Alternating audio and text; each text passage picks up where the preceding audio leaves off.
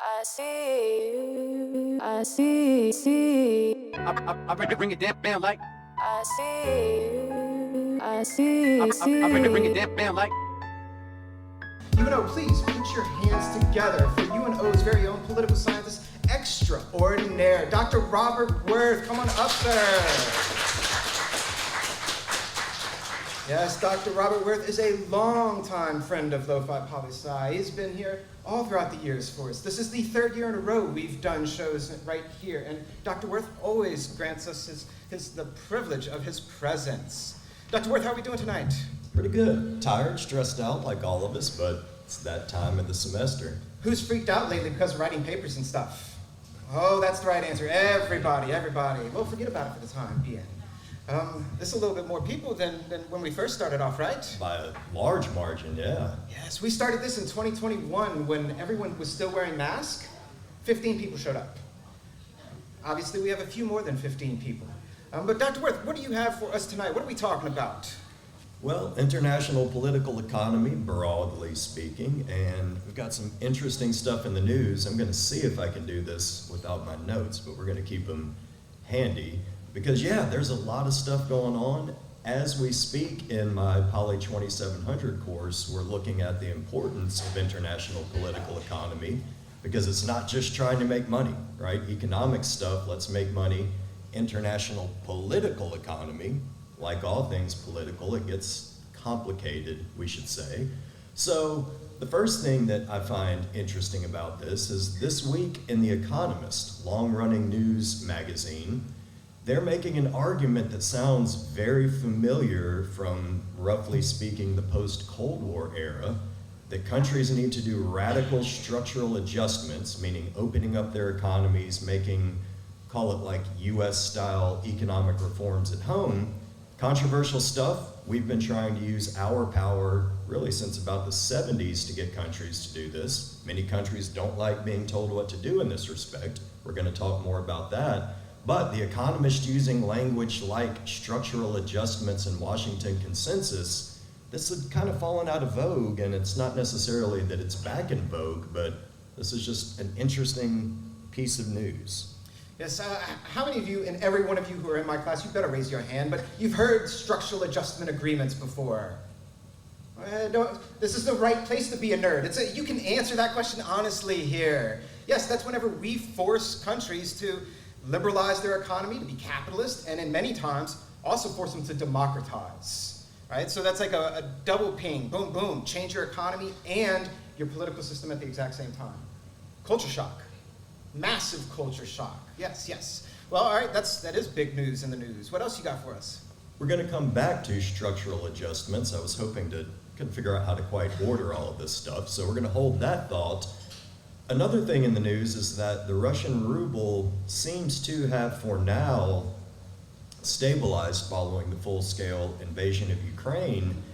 It's only down by about 20% from its high before the invasion. Now, is that a lot? Is that not much? Obviously, that's a subjective evaluation, but I would venture to guess that Western policymakers had hoped to do a lot more damage to the strength of their currency. 20% is a lot more than nothing, don't get me wrong, but perhaps the ruble has weathered this storm a bit stronger for now than Western policymakers had hoped. 20% though is that's a significant number. Imagine all the money that you have in your bank account right now, which since you're college students is probably like $5. But imagine if 20% of that just disappeared and suddenly you had $4. And you know what? $5 worth of ramen versus $4 worth of ramen? That's a lot. But imagine that countrywide, right? 20% of your country's wealth disappears. So Western sanctions are having effect, but still, is it the effect that the West wants? That's a good question.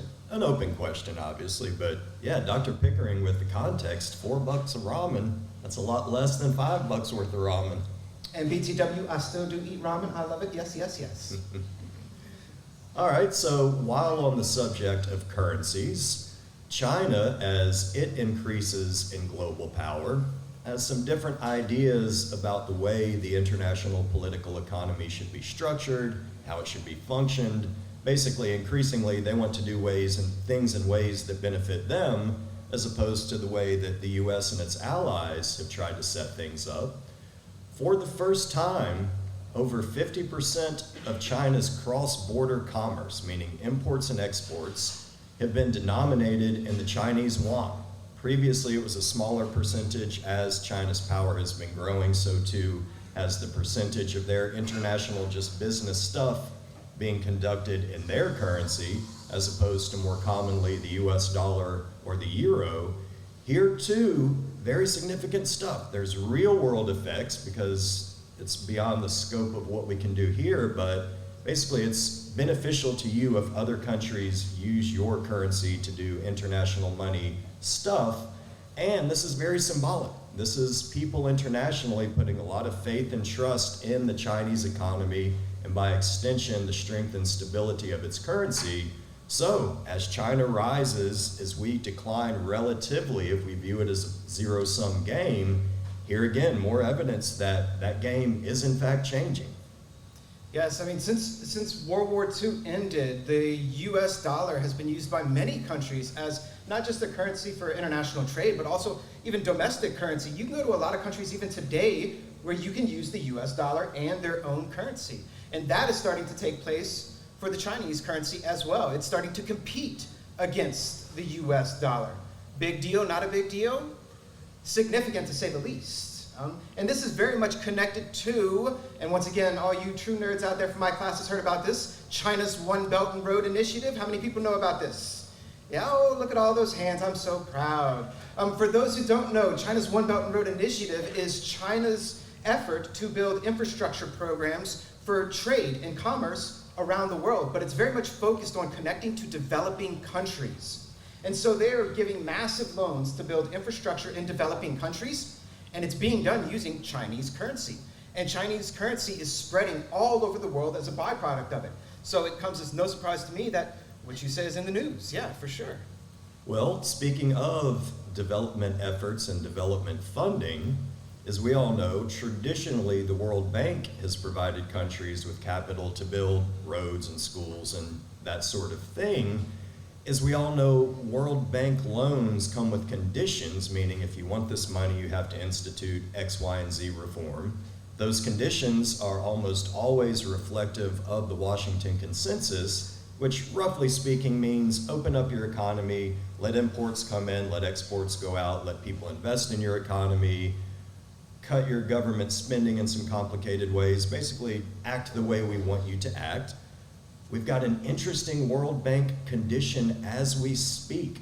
So Uganda has taken out a large World Bank loan. They haven't dispensed it yet because they're very upset by the just really draconian anti-LGBTQ legislation that recently emerged there. And so the details are kind of murky, but they're not saying you have to repeal that legislation, but you can't use this World Bank money to do anything even remotely related to it. And so we're kind of flipping the script on these powerful institutions encouraging countries to behave in a particular way. In this instance, not the old style Washington Consensus reforms, but issues of equality amongst different groups. So I thought that was very interesting. It is, and it raises the ethical question of should aid to foreign countries, to developing countries, be conditional? If a country is doing something that you don't like, for instance, I don't even have to ask, I know this room is probably in favor of equal rights, gender rights, things like this. You know, if a country is doing something against those rights and they ask you for money, do you have the right to say, I'll give you money if you change your laws? You know, that's the conditionality that we're talking about here. And the World Bank is very much a Western-influenced institution. But things like this is also driving a lot of countries into the arms of China, because China is giving out loans and distributing aid without these kinds of preconditions. So yeah, that is a really interesting one that even the World Bank is doing that now. Yeah, so 20 years ago, no one would have seen that coming, and fortunately, progress. Well, much less interesting probably with regard to the IMF. So as most of us probably know, the International Monetary Fund loans countries money, roughly speaking, to stabilize their currency. Here too, we run into conditions, demands for structural adjustment. Well, at the moment, the currency of Argentina is definitely not what anyone would call stable, and so the IMF has been working with them, if we view it as a collaborative thing, basically to fix that. It's not been going very well. A recent closed-door meeting of the IMF, it leaked that they've gone from saying that Argentina is underperforming or that there's policy slippage to much stronger language saying policy violations, refusal to properly implement reforms, so on and so forth. Pretty dry stuff, kind of inside baseball, but yet another example of these international institutions. Ostensibly, it's a bank and you're supposed to just give people money and pay interest and whatnot because it's the political economy, not even remotely that simple. Right, and especially for countries like Argentina, for instance, for those who don't know, Argentina is a democracy, a really strong democracy as well, but it's a democracy that has been struggling economically. But the thing about democracies, right, democracies are about how the people vote, right? And I'm not going to ask how many of you voted recently. I'm just going to assume all of you voted recently, okay? But whenever you go and you vote, you're also voting based off of economic policy. How many of you know a lot about economic policy?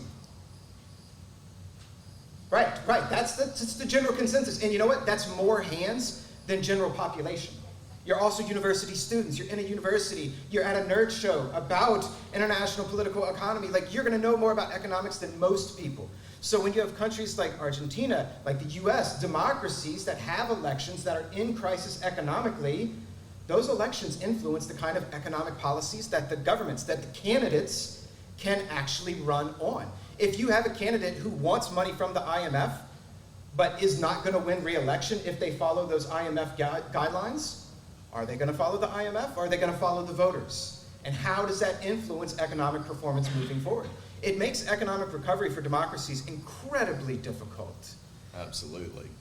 And should these organizations be, it's a bit strong to say overriding the will of the people in these countries, but certainly intervening in their domestic politics, particularly if we value these democratic principles of let the people speak and do the will of the people, it's an open question. And many people say the answer is very clearly no. Enter China, right? We'll give you money. We won't mess with your domestic politics. Yet again, the game is changing. It is. The world of international political economy, while for many people, it seems rather dry. It seems rather boring. But, how many of us have ever heard that saying, money makes the world go round, right? Or dollar bills, everything's all about the dollar. Common sense, it's kind of what we're talking about. Money influences things to a very large degree. And with China coming up and up and up, things are changing. And considering you are sitting in a country with the world's largest economy, it's directly going to affect all of us in this room as well. And so whether you like hearing about political economy or not, it is relevant to our everyday life in a big, big kind of way. Agreed, yeah. Well, Dr. Worth, thank you very much for coming and enlightening all of us with your top 5 important IPE issues. Here, put your hands together, UNO. Thank you. I bring it down like.